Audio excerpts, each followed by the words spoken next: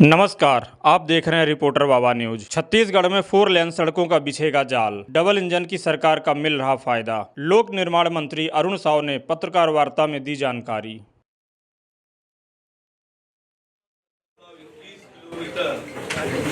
कुल राशि 3,289 करोड़ रुपए के प्रावधान किया गया है। आज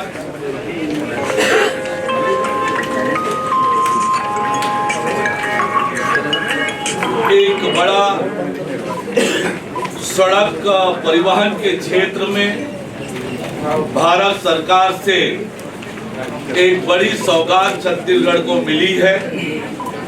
प्रधानमंत्री माननीय नरेंद्र मोदी जी के नेतृत्व में केंद्रीय सड़क परिवहन एवं राजमार्ग मंत्री नितिन गडकरी जी ने ये लगभग 3300 करोड़ रुपए के प्रावधान 2024-25 के लिए किया है।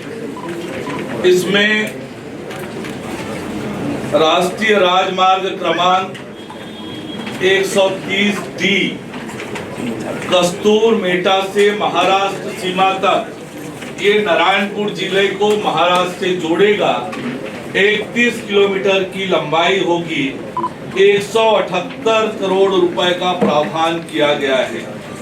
इसी तरह से रायपुर बलौदाबाजार मार्ग पर विधानसभा चौक से खरतोरा चौक तक 4 लेन सड़क, 4 लेन पेव्ड शोल्डर सहित सड़क चौड़ीकरण एवं उन्नयन का कार्य पैकेज 1 42 किलोमीटर, इसके लिए 650 करोड़ रुपए की स्वीकृति मिली है। रायपुर बलौदाबाजार मार्ग पर ही विधानसभा चौक से खरतोरा चौक तक पैकेज 2 में 42 किलोमीटर 844 करोड़ और पैकेज 2 में 33 किलोमीटर 650 करोड़ की स्वीकृति का प्रावधान किया गया है। बलौदाबाजार सारंगढ़ मार्ग पर बलौदाबाजार से सेल तक 4 लेन सड़क, 4 लेन पेव्ड शोल्डर सहित सड़क चौड़ीकरण एवं उन्नयन कार्य पैकेज नंबर 1 33 किलोमीटर के लिए 652 करोड़ रुपए की स्वीकृति मिली है। जसपुर नगर गोविंदपुर डुमरी मार्ग 2 लेन में सड़क चौड़ीकरण कार्य 15 किलोमीटर 150 करोड़ रुपए का प्रावधान किया गया है। इस प्रकार कुल 18 कामों के लिए लगभग 3300 करोड़ रुपए का प्रावधान सत्र 2024-25 के लिए सड़क परिवहन और राज्य मार्ग मंत्रालय ने स्वीकृति प्रदान की है। साथ ही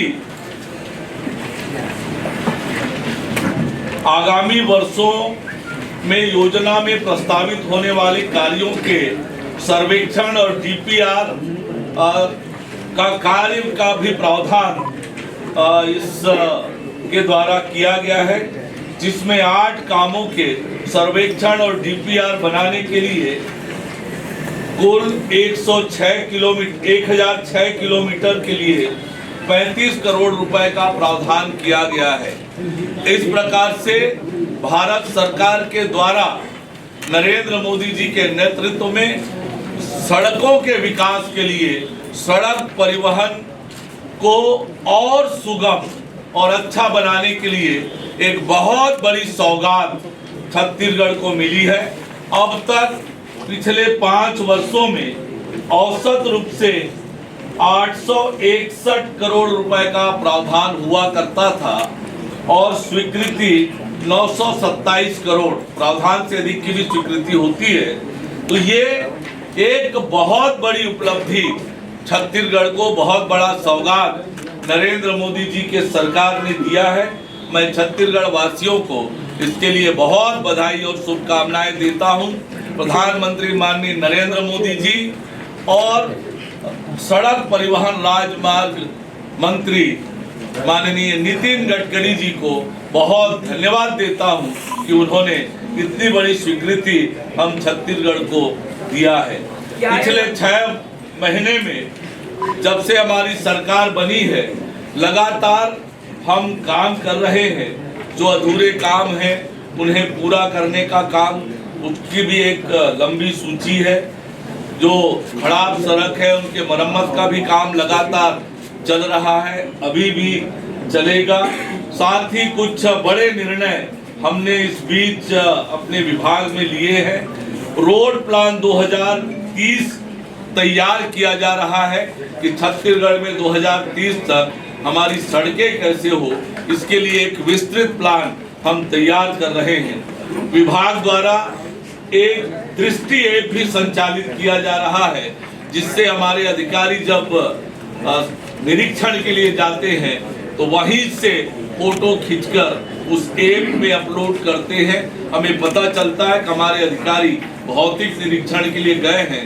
इससे हमारे मेंटेनेंस में, नियंत्रण में एक मजबूती आई है।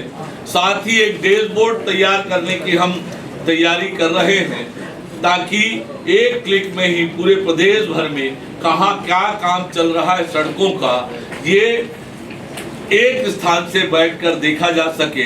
इसकी भी तैयारी हम तेज गति से कर रहे हैं।